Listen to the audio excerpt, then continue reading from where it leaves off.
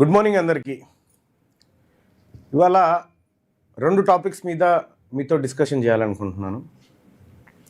ఒకటి Indian education system, రెండోది BC బిడ్డ, ఒక ముదిరాజు బిడ్డ హీరోయిన్గా ఉన్నటువంటి ప్రత్యూషను రెడ్లు అత్యంత కిరాతకంగా అత్యాచారం చేసి హత్య చేసిన ఘటన మీ అందరికీ తెలుసు.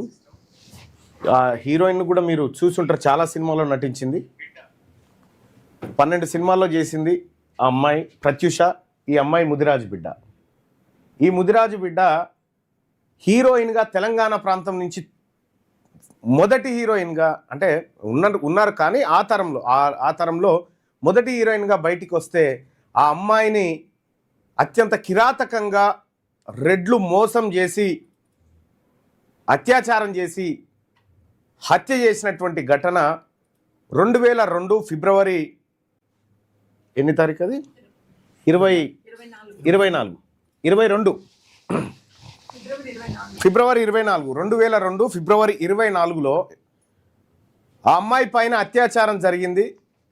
ఆ అమ్మాయిని చంపేశారు. ఇవాళకి దాదాపుగా 24 సంవత్సరాలు గడుస్తూ ఉంది. 24 సంవత్సరాలుగా ఆ తల్లి న్యాయం కోసం ఇంకా తిరుగుతూ ఉంది. 24 సంవత్సరాలుగా ఒక ముదిరాజు బిడ్డ న్యాయం కోసం తిరుగుతూ ఉంటే జరిగినటువంటి ఘటన చాలా బాధాకరమైంది. ఆ అమ్మాయిని అత్యాచారం చేసి హత్య చేసినటువంటి అప్పటి కొంతమంది మంత్రుల పిల్లలు ప్లస్ సిద్ధార్థ రెడ్డి అనేటువంటి కిరాతకుడు, వీళ్ళు అత్యాచారం చేసి హత్య చేసినారు. దాని పరిణామ క్రమాన్ని, దాని హిస్టరీని కొంచెం బ్రీఫ్ చేస్తాం మీకు. ఇక్కడ న్యాయం అనేది, ఈ దేశంలో న్యాయం కోసం పరితపించే వాళ్ళు ఎలా ఉంటారు, ఏం కథ అనేది, న్యాయము డబ్బున్నోడికి ఒక రకంగా, డబ్బు లేనోడికి ఇంకొక రకంగా ఎలా ఉంటుందో మనం చూద్దాం. ప్రత్యూష ముదిరాజు బిడ్డ, బీసీ, 2000.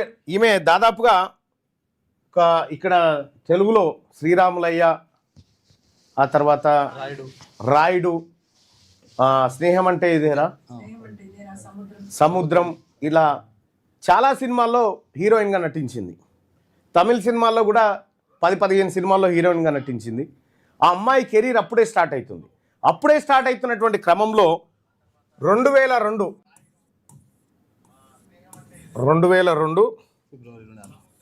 ఫిబ్రవరి 24 నాడు ఆ అమ్మాయి పైన రేప్ అటెంప్ట్ జరిగింది. ఆ అమ్మాయిని అత్యంత కిరాతకంగా హతమార్చారు. హతమార్చిన వారిలో ఆ రోజుల్లో ఉన్న మంత్రి పిల్లలు కూడా ఉన్నారు. కానీ అధికారంలో ఉండడం వల్ల వాళ్ళను కొంతమందిని తప్పించారు. అప్పట్లో నాగం జనార్దన్ రెడ్డి గారి కొడుకు పేరు కూడా వచ్చిండే, అప్పట్లో వార్తా కథనాలలో ఇంకా కొంతమంది పేర్లు కూడా వచ్చినాయి. ఇక్కడ 2002 ఫిబ్రవరి 24 నాడు ఘటన జరిగితే, ఆ అమ్మాయి పైన అత్యాచారం జరిగితే ఏం చేయాలి? సహజంగా గాంధీకో, మెడికల్ హాస్పిటల్, ఏది ఉస్మానియా హాస్పిటల్కో, లేదంటే ప్రభుత్వ దవాఖానకు పంపించి ఏం జరిగిందో చూడాలి. కానీ వాళ్ళు కేర్ ఆసుపత్రికి పంపించారు. బంజారాయిల్స్లో ఉన్నటువంటి కేర్ హాస్పిటల్కి పంపించి ట్రీట్మెంట్ చేస్తున్నట్టుగా, ఏదో అప్పటికే బ్రతుకున్నట్టుగా కేర్ ఆసుపత్రికి పంపించారు. కేర్ ఆసుపత్రిలో చనిపోయింది అనేటువంటి మాట చెప్పడం జరిగింది. ఇక్కడ ఆ తర్వాత నాంపల్లి సెషన్ కోర్టులో ఈ కేసు నడిచింది. దీంట్లో నిందితుడు, అప్పటికి ఆరోపణలు ఎదుర్కొంటున్నటువంటి నిందితుల జాబితా, ఈ జాబితాలో అందరి మంత్రుల పిల్లలను తీసేసిరు, ఒక్కరిని పెట్టిరు. ఎవరు లేకపోతే కూడా బాగుండదు కదా, అందుకే సిద్ధార్థ రెడ్డి అని ఒకరిని పెట్టిరు. సిద్ధార్థ రెడ్డి అని పెట్టిండు, ఈయన కాంట్రాక్టర్ కొడుకు అని చెప్పి తెలుస్తూ ఉంది. ఈ సిద్ధార్థ రెడ్డిని పోలీసులు అరెస్ట్ చేసిరు.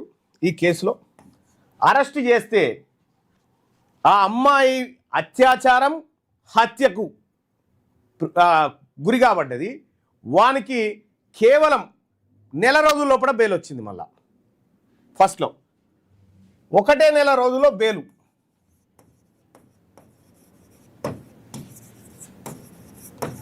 ఒకటే నెల రోజుల్లో బెయిల్ వచ్చింది. బెయిల్ వస్తే నాంపల్లి సెషన్ కోర్టులో దీనిపైన విచారణ జరిగింది, ట్రయల్స్ అయినాయి. ట్రయల్స్ అయితే నాంపల్లి కోర్టు ఏం చేసిందంటే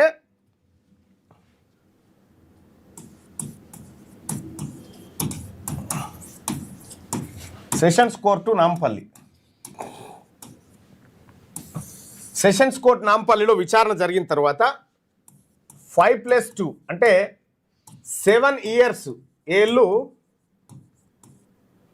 జైలు శిక్ష విధించింది. జైలు శిక్ష విధించింది. జైలు శిక్ష విధించింది. సిబిఐ కూడా ఎంటర్ అయింది. సిబిఐ విచారణ చేసింది. సిబిఐ విచారణ చేస్తే ఏం జరిగింది మాట్లాడదాం దాని మీద మళ్ళీ. ప్రత్యూష గారి తల్లి రిటైర్డ్ టీచర్ ఉన్నారు మనతో పాటు. ఒక ఆడబిడ్డకు, అది ఒక బీసీ వర్గాల నుంచి వచ్చినటువంటి ఆడబిడ్డకు న్యాయం ఏం జరిగిందో ఇక్కడ తెలవాలి. ఇక్కడ ఆయనకు 7 ఏళ్ల జైలు శిక్ష చేస్తే వాడు కేవలం 3 నెలలే ఉండు. 3 నెలలు జైల్లో ఉండి బయటకు వచ్చేసిండు 3 నెలల తర్వాత. ఇది అన్యాయము. వానికి జీవిత ఖైదు పడాలి, లేదంటే ఉరిశిక్ష పడాలి అని ఆ తల్లి హైకోర్టుకు పోయింది. హైకోర్టులో అప్పీల్ చేసింది, నాకు సరైన న్యాయం జరగట్లేదని హైకోర్టులో అప్పీల్ చేసింది. హైకోర్టులో అప్పీల్ చేస్తే ఎవరో బాధితురాలు పోయింది. బాధితురాలే హైకోర్టుకు పోయి నాకు అన్యాయం జరిగింది, ఇక్కడ మొత్తం మ్యానిపులేషన్ జరిగిందని చెప్పి హైకోర్టుకు పోతే హైకోర్టు ఏం చేయాలి? పూర్తి స్థాయిలో విచారణ చేసి చంపితే, లేదంటే చంపడానికి ప్రేరేపిస్తే, చనిపోవడానికి ప్రేరేపిస్తేనే జీవిత ఖైదు వేస్తారు. జీవిత ఖైదే పడాలి. చాలా ఉన్నారు అట్లా. కానీ ఈ 7 ఏళ్ల జైలు శిక్ష ఉంది కదా, ఇది ఉంది కదా, దీన్ని తీసేసి ఏం చేసింది ఎరికైనా హైకోర్టు 2 ఏళ్ల శిక్షకు మార్చింది. చూసుకోరిగా పోయిందేమో ఈమె జైలుకు, న్యాయం వానికి జరిగింది. ఈయనకి గత పెద్ద మనిషిని 7 ఏళ్ళు ఎట్లా పెడతారా, 2 ఏళ్ళు పెట్టారని హైకోర్టు చెప్పింది. హైకోర్టు చెప్తే ఏది 2011లో, ఇది 2011లో హైకోర్టు జడ్జిమెంట్ ఇచ్చి 2 ఏళ్ల శిక్షగా మార్చింది. 2 ఏళ్ల శిక్షగా మార్చంగానే వాడు ఆయనతో ఇటాటు మెసిలిండు, పోయి అమెరికాలో పడ్డాడు. ఎవడు? సిద్ధార్థ రెడ్డి. ఇప్పుడు అమెరికాలోనే ఉన్నాడు. ఇక వాడు ఇండియాకు వచ్చేది లేదు, సచ్చేది లేదు.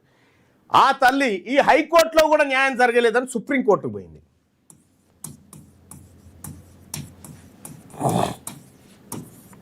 సుప్రీంకోర్టుకు పోయింది. సుప్రీంకోర్టులో ఎప్పుడు 2012లో అప్పీల్ చేసింది. 2012లో అప్పీల్ చేసింది. సెషన్స్ కోర్టు విధించిన శిక్షను హైకోర్టు ఇంకా తక్కువ చేసింది. అసలు మాకు అక్కడ న్యాయం జరగట్లేదు అనేది ఆ తల్లి ఆవేదన చెందితే సుప్రీంకోర్టులో 2012లో కేసు ఫైల్ చేస్తే, అప్పీల్ చేస్తే 2025లో విచారణకు వచ్చింది. దాదాపు 13 సంవత్సరాల తర్వాత విచారణకు వచ్చింది.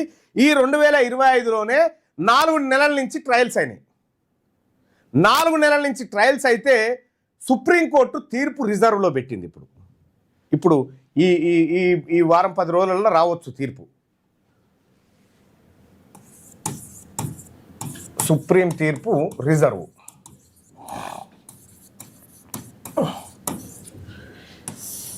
ఈ గడిచిన 24 సంవత్సరాలుగా న్యాయం కోసం తిరుగుతున్నటువంటి ఈ తల్లికి ఇప్పుడు సుప్రీంకోర్టులోనైనా న్యాయం దక్కుతుందా? ఒకవేళ ప్రత్యూష ముదిరాజు కాకుండా ప్రత్యూష రెడ్డి అయితే ఎట్లుంటుండే, ప్రత్యూష కమ్మ అయితే ఎట్లా ఉంటుండే న్యాయము?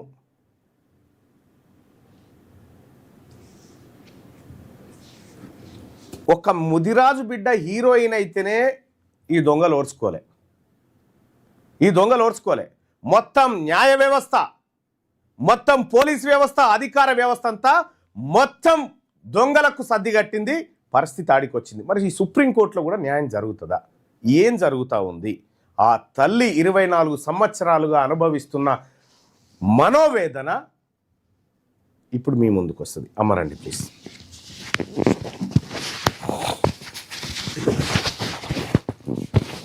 పట్టుకొని చెప్పు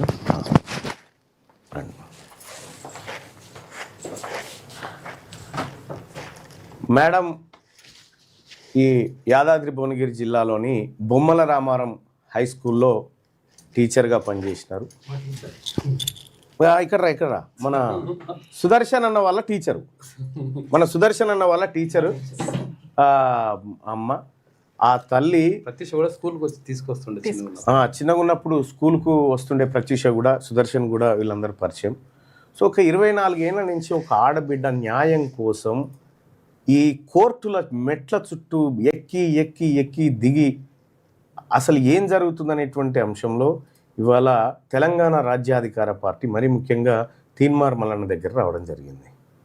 ఆ తల్లిని నేను చాలాసార్లు పలకరించిన, చాలాసార్లు మాట్లాడినా.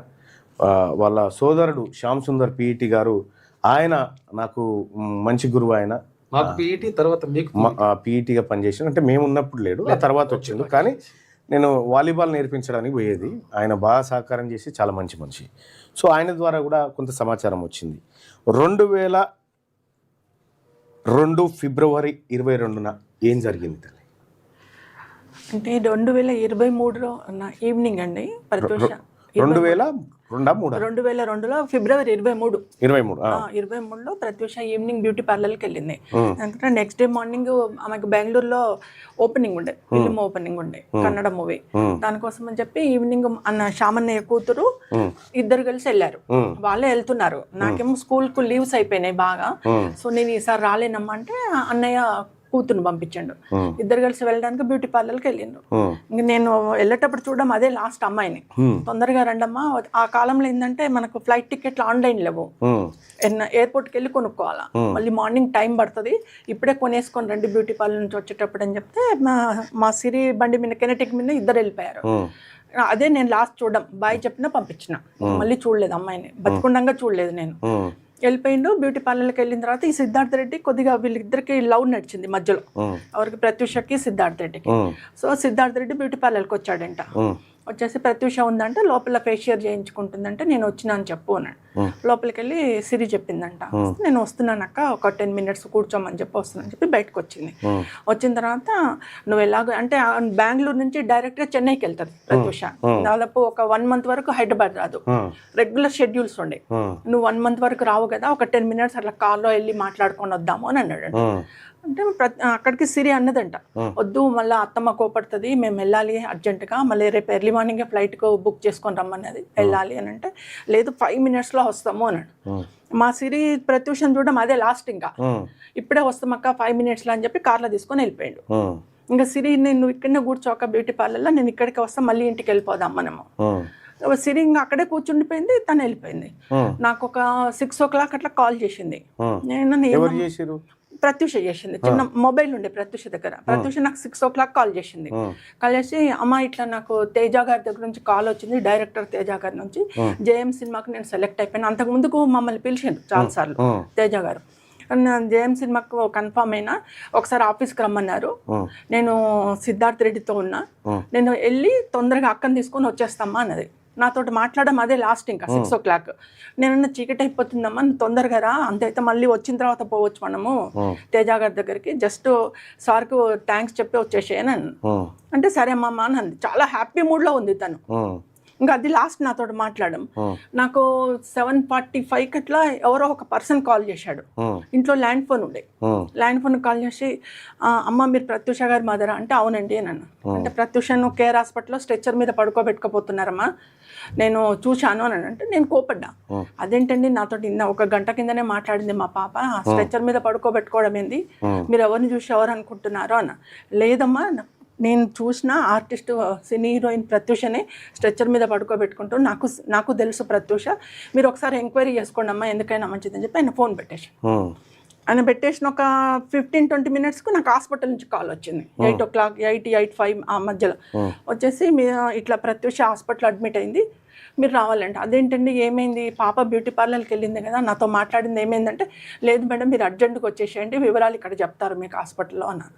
ఇంకా అప్పటికప్పుడు నేను బాబు హడావిడిగా వెళ్ళిపోయినాం. మేము వెళ్ళే వరకు 9:59 అయింది. బంజారా హిల్స్ వెళ్ళే వరకు తార్నాక నుంచి వెళ్ళాలా.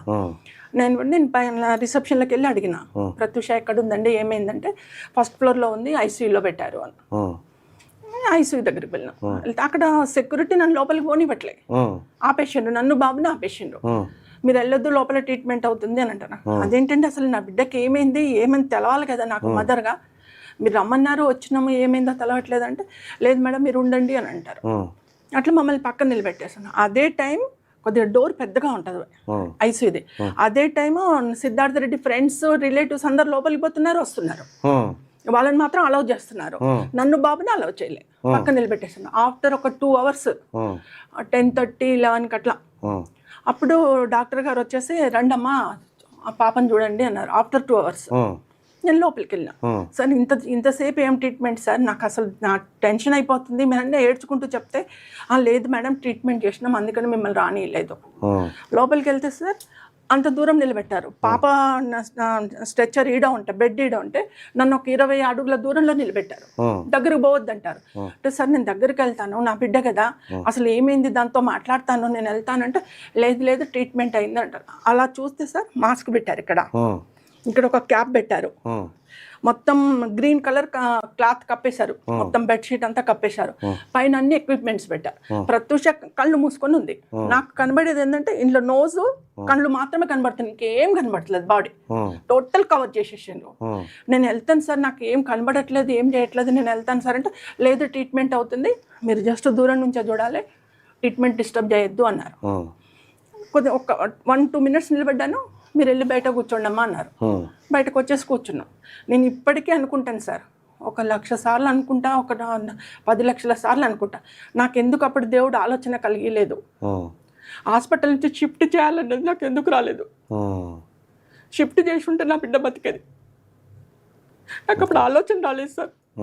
తర్వాత అందరు అన్నారు, నువ్వు హాస్పిటల్ ఎందుకు పెట్టావు, షిఫ్ట్ చేసుకుంటే అయిపోయేది కదా అని.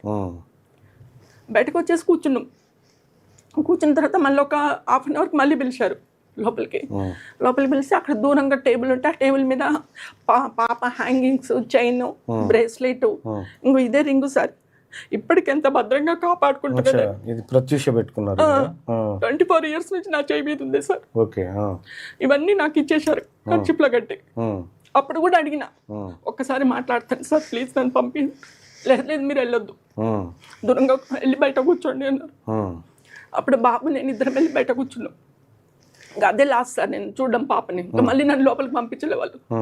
అటు పక్కన ఒక రూమ్ ఉంది, అందులో సిద్ధార్థ రెడ్డి పడుకొని ఉన్నాడు. వాళ్ళ మదరు, వాళ్ళ ఫాదరు అందరు లోపల ఉన్నారు, సిద్ధార్థ రెడ్డి ఉన్నాడు, ఫ్రెండ్స్ అందరు పోతున్నారు, రిలేటివ్స్ అందరు పోతున్నారు. మమ్మల్ని మాత్రం బయటకు నెట్టేసిండ్రు. మీరు వెళ్ళి బయట కూర్చోండి అన్నారు.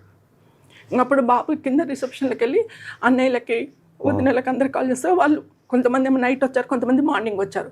మా పిఆర్ఓ గిరిధర్ని కూడా పిలిచాను, గిరిధర్ కూడా వచ్చాడు. గిరిధర్ వచ్చేసి ఆ రాత్రంతా లాన్లోనే కూర్చున్నాం సార్, కింద రిసెప్షన్ ముందరనే కూర్చున్నాం. వాళ్ళందరికీ రూమ్స్ అలాట్ చేసిండ్రు.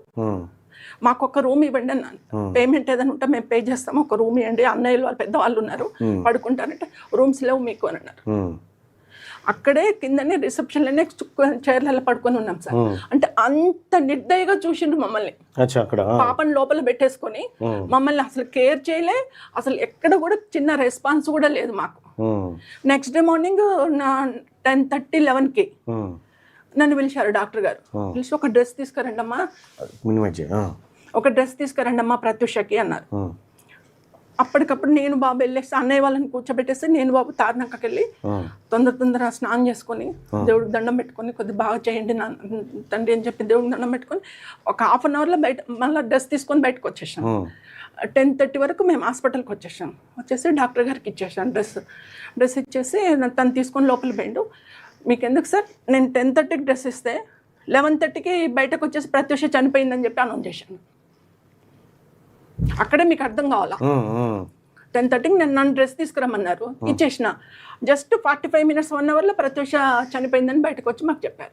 మీరు ఇప్పుడే బాగుందన్నారు కదా సార్, నన్ను డ్రెస్ తెమ్మన్నారు కదా, చేంజ్ చేస్తున్నామన్నారు కదా, ఇప్పుడే అంటే మీరు వెళ్ళిపోయిన తర్వాత హార్ట్ అటాక్ వచ్చింది, చనిపోయింది. ఓకే. ఆ తర్వాత ఏం జరిగింది? 11:30కి ఏంటంటే స్ట్రెచర్ మీద ఫార్మాలిటీస్ కంప్లీట్ చేసుకుని 12:30కి బయటకు తీసుకొచ్చారు సార్. తీసుకొచ్చేసిన తర్వాత అప్పుడు పోలీస్ వాళ్ళు ఎంటర్ అయ్యిండు చనిపోయిన తర్వాత. వాళ్ళు నాకు 1:30కి అట్లా ఒక ఎండిన్ బాటిల్ ఉంటుంది కదా సార్, ఎండిన్ డబ్బా, పాయిజన్ డబ్బా, అది తీసుకొచ్చి చూపించారు. ఈ ఎండిన్ పాయిజన్ మాకు హయత్ నగర్లో దొరికింది, హిమాయత్ నగర్లో దొరికింది. వాళ్ళు అక్కడ కార్ ఆపుకొని ఇద్దరు తీసుకున్నారు, కన్జ్యూమ్ చేసుకుని ప్రత్యూష ఎక్కువ తాగింది ఆవేశంలో, ఈయన తక్కువ తాగిండు. ప్రత్యూష హీరోయిన్ డైట్లో ఉంటుంది కాబట్టి ప్రత్యూష తట్టుకోలేక చనిపోయింది. ఇంకో ఈ పాయిజన్ అని చెప్పి ఒక చిన్న డబ్బా తీసుకొచ్చేసి నాకు చూపించారు పోలీస్ వాళ్ళు. చూపించేసి మీరు పోలీస్ స్టేషన్కి వచ్చేసి కంప్లైంట్ పెట్టండి అన్నారు. నేను మా పెద్దోదిన ఇద్దరం పోయి కంప్లైంట్ పెట్టింది పోలీస్ స్టేషన్. ఇది మా పంజగుట్ట పోలీస్ స్టేషన్కి వెళ్ళి, అప్పుడు వెంకటేశ్వరరావు గారు ఉండే ఎస్ఐ, వెళ్ళి సిఐ వెళ్ళి కంప్లైంట్ పెట్టినాం. ఎలా చనిపోయింది మాకు తెలవట్లేదు, పాప అయితే చనిపోయింది, మాకు టెన్షన్గా ఉంది అని చెప్పేసి అంటే అప్పుడు అత్యాచారం చేయబడింది లేకపోతే మర్డర్ అయిందనేది మాకు తెలియదు కదా సార్. ఏమైంది తెలియదు, నాకు ఇష్యూ చెప్పట్లేదు ఎవరు. నేను మా పాప సడన్గా చనిపోయింది, ఎందుకు చనిపోయింది నాకు ప్రాబ్లంగా ఉంది, మాకు అనుమానాలు వస్తున్నాయి అని చెప్పేసి నేను కంప్లైంట్ పెట్టాను. కంప్లైంట్ పెట్టి మళ్ళీ కేర్ హాస్పిటల్కి వచ్చినాం. కేర్ హాస్పిటల్కి వచ్చేసరికి అక్కడ మా సిరి అక్కడే ఉంది బ్యూటీ పార్లర్లో. ఇంకా రాత్రి 10 అవుతున్నా రావట్లేదు, ఏంది సిరి అని పింకీ అని చెప్పేసి నా ల్యాండ్ ఫోన్కి కాల్ చేసిందట. ల్యాండ్ ఫోన్ కాల్స్ మేము ఇక్కడ ఉన్నాం హాస్పిటల్లో. హడావిడిగా అది పాపం కెనటిక్ వేసుకొని తార్నాక వెళ్ళింది. తార్నాక వెళ్ళి ఇట్లా లిఫ్ట్లో వెళ్ళి 4th ఫ్లోర్లో దిగే వరకు అప్పుడే దిగి కొడుతుందంట, అత్త అత్త అని చెప్పి డోర్ కొడుతుంటే వెనక పోలీస్ వాళ్ళు వచ్చిందట. పోలీస్ వాళ్ళు వచ్చేసి ఇది ప్రత్యూష హీరోయిన్ ఇల్లు అంటే అవునండి అని. ప్రత్యూషని హాస్పిటల్లో జాయిన్ చేశారు, వాళ్ళ మదర్తో మాట్లాడదామని వచ్చాము. కేర్ హాస్పిటల్ నుంచి మాకు ఓయి పోలీస్ స్టేషన్కు కాల్ వచ్చింది, అందుకే వచ్చినామంటే లేదు సార్ మా అత్త వాళ్ళు కూడా లేరు, డోర్ లాక్ ఉంది కదా, నేను కూడా అక్కడికి వెళ్తున్నానని చెప్పేసి అది పాపం బండి వేసుకొని మళ్ళీ కేర్ హాస్పిటల్కి వచ్చేసి వాళ్ళు చెప్పారు కాబట్టి వచ్చేసి ఇంక వాళ్ళ మదర్కి కాల్ చేసిందట, ఇట్లా అక్కడ పింకిని హాస్పిటల్లో జాయిన్ చేసిండు, అత్త అక్కడే ఉంది, నేను అక్కడికే పోతున్నాను మమ్మీ, నువ్వు తొందరగా వచ్చేసాయి డాడీని తీసుకొని అని చెప్పేసి తను అక్కడికి వచ్చేసింది. అక్కడ రాత్రంతా అక్కడే ఉన్నాం సార్. వాళ్ళు చెప్పింది ఏంటంటే పాయిజన్ తాగిండు అనేది ఒకటి, కన్జ్యూమ్ చేసిండు అని చెప్పి ఒకటి చూపించారు నాకు. చూపించిన తర్వాత ఇంకా ఫార్మాలిటీస్ అన్నీ కంప్లీట్ చేసుకున్నారు పోలీస్ వాళ్ళు. అక్కడ కంప్లీట్ చేసుకొని నాకు మైండ్ బ్లాక్ అయిపోయింది, ఎందుకు చనిపోయింది, ఏం చేస్తున్నారు వీళ్ళు, మమ్మల్ని మా ఫ్యామిలీ ఏమైంది అనే దాంట్లోనే ఉండిపోయినా నేను. అయిన తర్వాత ఎవరు ఒక 25,000 బిల్ అయింది సార్ అక్కడ ఏది కేర్ హాస్పిటల్కి. అంటే నా దగ్గర ఆన్ ది స్పాట్ నేను ఒక 20,000 పెట్టుకొని వచ్చిన, 20,000 ఇచ్చేసి 5,000 పే అంటే 5,000 ఇచ్చే వరకు డెడ్ బాడీ ఇవ్వమంటారు సార్ కేర్ హాస్పిటల్ వాళ్ళు. 5,000 కోసం మొత్తం బిల్ పే చేయాలా అంటారు రిసెప్షన్లో. డెడ్ బాడీ తీసుకుపోవద్దు మేడం అంటారు. అప్పుడు ఏవిఎన్ మూర్తి ఉండే జనరల్, మా అసోసియేషన్ జనరల్ సెక్రటరీ మూర్తి గారు, ఆయన వచ్చేసి నేను ఇస్తానమ్మా 5,000 అని చెప్పేసి ఆయన 5,000 కడితే అప్పుడు డెడ్ బాడీని ఇచ్చారు నాకు. సార్ తర్వాత కోర్టులో ఏం జరిగింది? ఆ డెడ్ బాడీని తీసుకెళ్ళి మీకు ఇక్కడే సార్ జరిగింది. డెడ్ బాడీని తీసుకెళ్ళి వాళ్ళ దగ్గర ఏమంటారు మార్చురీ లేదని చెప్పేసి గాంధీ హాస్పిటల్లో పెట్టారు. ఆ నైట్ మార్చురీ మేము గాంధీ హాస్పిటల్లో పెట్టేసి ఇంటికి వెళ్ళాం. ఎర్లీ మార్నింగ్ మళ్ళీ 5 o'clock గాంధీ హాస్పిటల్కి వచ్చినాం. అయితే మా వదిన వాళ్ళు ఏమన్నారంటే ఇక్కడ ఘాట్లు ఉన్నాయమ్మా, మనకి మా పింకీ మెడ మీద ఘాట్లు ఉన్నాయి, ఎందుకో అనుమానం వస్తుంది, మరి పొద్దున మళ్ళీ మనం ఒకసారి చూసుకుందాం, నువ్వు పోలీస్ వాళ్ళని అడగంటే పొద్దున వెళ్ళంగానే నేను పోలీస్ వాళ్ళని అడిగాను మార్నింగ్, సార్ నాకు ఎందుకు డౌట్ వస్తుంది, అన్ని ఘాట్లు ఉన్నాయి గొంతు మీద, ఒకసారి మా డాక్టర్ను చూస్తా సార్ అని అంటే లోపలికి వెళ్ళి చూడమ్మా అన్నారు. బాక్స్లో పెట్టింది, బాక్స్ తీసి చూసినాం. ఎట్లుంది సార్, లెఫ్ట్ హ్యాండ్ తోటి ఇక్కడ 4 ఘాట్లు, ఇక్కడ 1 ఘాటు, ఇలా ప్రెస్ చేసినట్టుగా 4 ఘాట్లు ఈడుంది, 1 ఘాటు ఈడుంది, ఎర్రగా ఉన్నాయి ఘాట్లు. ఒత్తేసి పోచిండ్రు నోట్లో.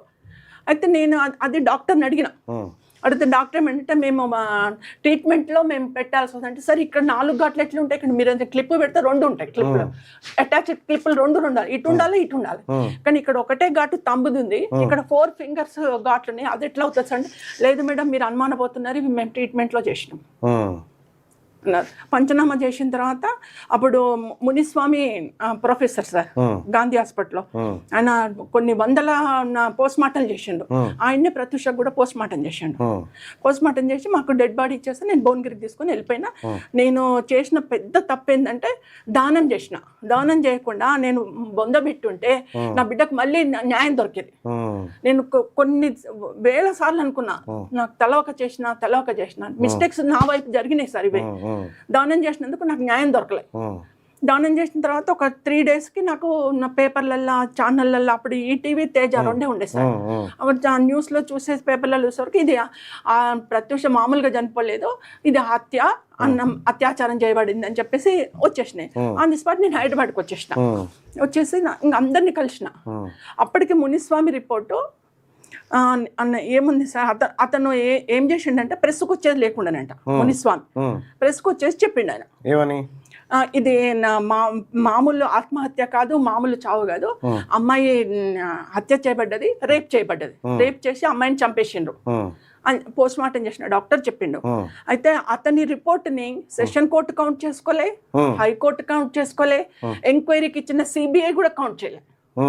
పోస్ట్ మార్టం రిపోర్ట్ పక్కన చేసిన. అంటే నా ఒక్క వాదన ఏంటిదంటే సార్, మామూలుగా సస్పెక్టెడ్ డెత్ ఏదైనా సరే అందులో ఫస్ట్ పోలీస్ వాళ్ళు కౌంట్ చేసేది ఏంటి సార్, పోస్ట్ మార్టం రిపోర్ట్. దాంతో ఎఫ్ఐఆర్ బుక్ చేస్తారు. కానీ ఇక్కడ Pratyusha death post mortem report కౌంటే చేయలేదు, పక్కన పడేసిండు, చెత్తబుట్లో పడేసిండు. దాన్ని పడేసి ప్రత్యూష చనిపోయినాక ఒక 1 monthకి ఒక 3 డాక్టర్లను నామినేట్ చేసింది గవర్నమెంట్. నామినేట్ చేసి ఆ 3 డాక్టర్లతోటి రకరకాల డాక్యుమెంట్లు సేకరించుకొని, సిడిఎఫ్టి డాక్యుమెంట్ అంటే ఆ డాక్యుమెంట్ అంటే ఇలా అన్ని సేకరించుకొని ఆ డాక్యుమెంట్ల ఆధారంగా వీళ్ళు ఒక రిపోర్ట్ తయారు చేశారు. ఆ రిపోర్ట్ ని సిబిఐ కౌంట్ చేసింది, సెషన్ కోర్టు కౌంట్ చేసింది, హైకోర్టు కౌంట్ చేసింది. నేను అదంటున్నా, ప్రత్యూష బాడీని పోస్ట్ మార్టం చేసి అతను క్లియర్ గా చెప్పింది సార్, పోస్ట్ మార్టం లో ఉంది ప్రత్యూష తొడల మీద, ఎబ్డమ్ మీద ఒకరికంటే ఎక్కువ వాళ్ళది ఉన్నది. ప్రత్యూష తొడల మీద, కడుపు మీద, చెస్ట్ మీద అన్ని ఘాట్లున్నాయి, గక్కినట్టు ఘాట్లున్నాయి. ఆ అమ్మాయిని ఘోరంగా రేప్ చేసి చంపేసిండ్రు అనేసి ఆయన క్లియర్ కట్ గా ఇచ్చాడు సార్. దాని పక్కన పడేసాను. ఇంకా మనకు న్యాయం ఎక్కడ దొరుకుతుంది సార్? మెయిన్ ఒక డెత్ కు కావాల్సిన ఎవిడెన్స్ ని పక్కన పడేసిన తర్వాత ఇంకా నాకు న్యాయం ఎక్కడ దొరుకుతుంది, నా బిడ్డకు న్యాయం ఎక్కడ దొరుకుతుంది? ఇప్పటి వరకు కూడా ఎవరు కౌంట్, మేము ప్రతి కోర్టులో కౌంట్ చేసినాం. మీరు ఇప్పుడు సెషన్ కోర్టులో అయిపోయింది. సెషన్ కోర్టు ఎవరిని దోషిగా తేల్చింది? ఒకటి సార్, సిడిఎఫ్డి ఉంది కదా సార్, నాచారంలో ఉండే అప్పుడు సిడిఎఫ్డి వాళ్ళు ఏమన్నారంటే, అమ్మ మీరు వచ్చేసి DNA టెస్ట్ కు బ్లడ్ ఇవ్వండి అన్నారు. నేను స్వంతంగా వెళ్ళి బ్లడ్ ఇచ్చిన సార్. అక్కడ ఒక 7 members 8 members అప్పుడు సస్పెక్ట్ చేసింది సార్ పోలీస్ వాళ్ళు. ఒక 7-8 members నేమ్స్ అనౌన్స్ చేయలేదు. ఒక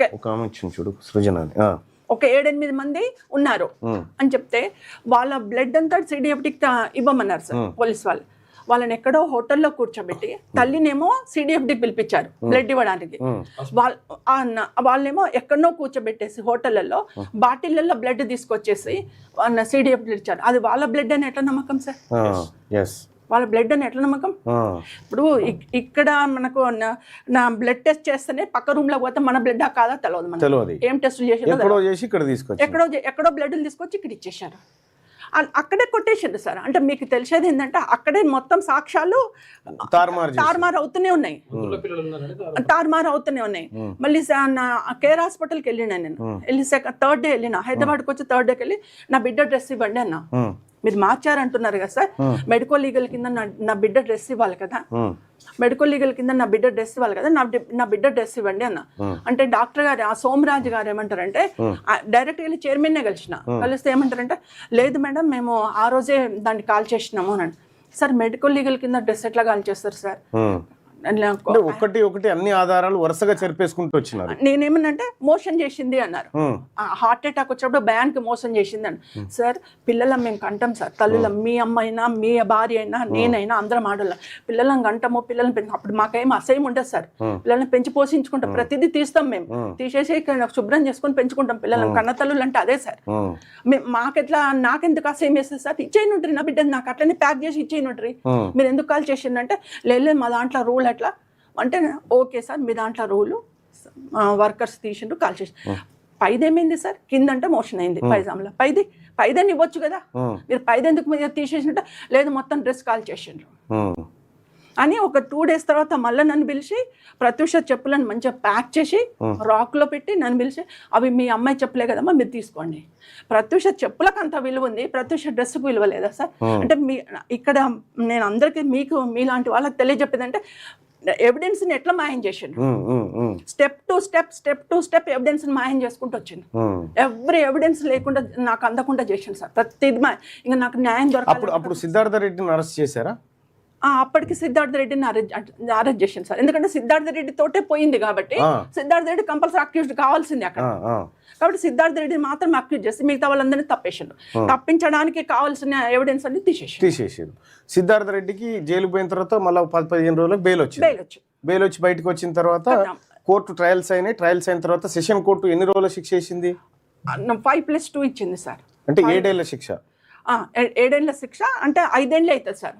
ఒక సెక్షన్ కు 2 ఏళ్ళు ఇచ్చిండ్రు, ఒక సెక్షన్ కి 5 ఏళ్ళు ఇచ్చిండ్రు. కంటిన్యూగా ఉంటుంది అంటే 5 ఏళ్ళ శిక్ష వేస్తే మళ్ళీ మీరేం చేశారు? నేను హైకోర్టుకి వెళ్ళినా సార్ 2011లో వెళ్ళినా. అంటే సిబిఐ రిపోర్ట్ సబ్మిట్ చేసింది సెషన్ కోర్టులో. ఇది ఎట్లా అంటే ఆత్మహత్య, సిద్ధార్థ రెడ్డి ఆత్మహత్యకి ఎంకరేజ్ చేసిండు కాబట్టి, పాయిజన్ తీసుకోవడానికి ఎంకరేజ్ చేసిండు కాబట్టి అతనికి ఎంకరేజ్ కింద 5 years +2 ఇచ్చేద్దాము అని చెప్పేసి సిబిఐ రిపోర్ట్ సబ్మిట్ చేస్తే సెషన్ కోర్టు జడ్జి ఇచ్చేసిండు. దాన్ని నేను 2011లో వెళ్ళిన హైకోర్టుకి వెళ్ళి, నా బిడ్డ చనిపోయింది, మీరు పోస్ట్ మార్టం రిపోర్ట్ కౌంట్ చేయలేదు సెషన్ కోర్టులో, మీరన్నా కౌంట్ చేయండి పోస్ట్ మార్టం రిపోర్ట్ ని, కౌంట్ చేసుకుంటే బాగుంటది, మాకు న్యాయం దొరుకుతుంది. ఎక్కడైనా పోస్ట్ మార్టం రిపోర్ట్ కౌంట్ చేయాలి కదా, సిబిఐ కౌంట్ చేయలేదు, సెషన్ కోర్టు కౌంట్ చేయలేదు, నా బిడ్డ అత్యాచారం చేయి మర్డర్ చేయబడింది కాబట్టి నాకు న్యాయం చేయండి అని చెప్పేసి నేను 2011లో వెళ్ళాను సార్ కోర్టుకి. ఇంకో విచిత్రం ఏంటంటే ప్రత్యూషను పోస్ట్ మార్టం చేసిన డాక్టర్ యాక్సిడెంట్ లో చనిపోయాడు. 2009లో చనిపోయాడు సార్. యాక్సిడెంట్ లో చనిపోయాడు. ఎంత విచిత్రం అంటే ఇక ఏ ఎవిడెన్స్ లేకుండా క్లోజ్ చేసిరు అన్నట్టు. ఒకవేళ ఆయన ఉంటే ఆయన అక్కడ సాక్ష్యం చెప్పేటోడు ఏడా హైకోర్టులో.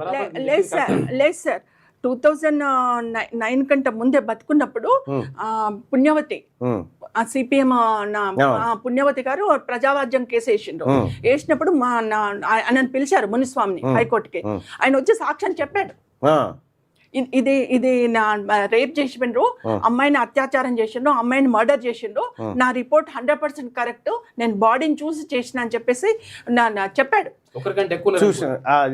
డైరెక్ట్ పోస్ట్ మార్టం చేసిన డాక్టరే చెప్పిన తర్వాత ఆ డాక్టర్ సడన్ గా యాక్సిడెంట్ లో చచ్చిపోయాడు. ఇక అంటే ఒక మర్డర్ తర్వాత సాక్ష్యాలు ఖతం చేయడానికి ఆ డాక్టర్ని కూడా చంపిరనేది దీన్ని బట్టి అర్థమవుతుంది. సో హైకోర్టు ఏం తీర్పిచ్చింది? హైకోర్టు 2 years ఇచ్చింది సార్, తగ్గించేసింది. 5 ఏళ్ల శిక్షను 2 ఏళ్లకు తగ్గించింది. ఇంకా వానికి న్యాయం కోసం పోయిందేమో ప్రత్యూష తల్లి, వీడికి జీవిత ఖైదు పడాలి, ఉరి తీయాలి వాడిని అని చెప్పి ఈ తల్లి పోతే, ఈ తల్లికి న్యాయం జరగకపోగా 5 ఏళ్ళు ఎట్లయితారా వానికి 2 ఏళ్ళు సరిపోతుందని 2 ఏళ్ళు చేశారు. 2 ఏళ్ళు ఇచ్చేసి సిద్ధార్థ రెడ్డి ఒక 40,000 రూపాయలు ప్రత్యూష కుటుంబానికి నష్టపరిహారం ఇవ్వాలి. అది కేసు. ఆ తర్వాత 2012లో సుప్రీంకోర్టు పోయింది. సుప్రీంకోర్టులో కేసు వేస్తే దాదాపు ఒక 13 సంవత్సరాల పాటు అది నడుస్తూనే ఉంటే ఈ 2025లో గత 4 నెలల నుంచి ట్రయల్స్ నడిచినాయి సుప్రీంకోర్టులో. ట్రయల్స్ నడిస్తే ట్రయల్స్ అయిపోయినాయి, తుది తీర్పు రిజర్వ్ పెట్టింది సుప్రీంకోర్టు. ఈ తీర్పు ఇంకొక 5-10 రోజులలో వస్తుంది. ఈ తీర్పు 5-10 రోజులలో వచ్చి సిద్ధార్థ రెడ్డికి జీవిత ఖైదు విధించాలని చెప్పినా కూడా వాడు లేడీ అమెరికాలో పారిపోయాడు. కథం. ఇది ఒక బీసీ బిడ్డ ప్రత్యూష హీరోయిన్గా ఎదిగినటువంటి క్రమంలో ఒక సిద్ధార్థ రెడ్డి అనేటువంటి దుర్మార్గుడు హత్య చేసి ఆధారాలు మాయం చేసి పోస్ట్ మార్టం డాక్టర్ను కూడా హత్య చేసి హ్యాపీగా అమెరికాలో వాని జీవితంలో వాడున్నాడు. ఒక బీసీ బిడ్డకు జరిగిన న్యాయం ఇది. తీస్తే సినిమా కదా, తీస్తే సినిమా ప్రత్యూషది. ప్రత్యూషకు తెలంగాణ రాజ్యాధికార పార్టీ ఆమెకు హత్య చేయబడ్డటువంటి ఘటన పైన ఈ తల్లికి అండగా నిలబడాలని డిసైడ్ అయింది. సుప్రీంకోర్టులో ఈ తల్లికి న్యాయం జరగాలని కోరుకుంటా ఉంది. 24 సంవత్సరాల నుంచి మనోవేదనకు గురై న్యాయం కోసం తిరుగుతున్నటువంటి ప్రత్యూష తల్లి, ఆ కుటుంబం, సరోజ గారికి మేమంతా అండగా నిలబడతాం బీసీలం. మా ముదిరాజు బిడ్డ హీరోయిన్ అయితే వాళ్ళ కళ్ళు మండి ఖతం చేసిరు కదా. న్యాయము జ్యుడిషియరీ వ్యవస్థ గురించి నేను చాలాసార్లు చెప్పిన. అక్కడ నీవోడు ఎవడు ఉండరా నీకు న్యాయం చేయడానికి అని చెప్పిన. అక్కడ నీవోడు ఎవడు ఉండడు న్యాయం చేయడానికి. సేమ్ బీసీ బిల్లు కాలేదా? 42% బీసీ రిజర్వేషన్ బిల్లు ఏమైంది? కులగణన చేసినోడు రేవంత్ రెడ్డి, దానికి కేసు వేసినోడు మాధవరెడ్డి, వాదించిన ఆయన ఇంకో రెడ్డి, ఆపోజిట్ నుంచి వాదించిన ఆయన మయూర్ రెడ్డి, ఇన్న ఆయన ఇంకో రెడ్డి జడ్జి. తీర్పు కొట్టేసిరు, ఒడిచిపోయింది. సేమ్ ఇదే కథ ప్రత్యూష కేసులో కూడా జరిగింది. ప్రత్యూషది ఖచ్చితంగా హత్యాచారము, అలాగే హత్య అని పోస్ట్ మార్టం చేసిన డాక్టరే కోర్టుకు వచ్చి ఎవిడెన్స్ చెప్పిన తర్వాత కూడా కోర్టులు కన్సిడర్ చేయలేదు.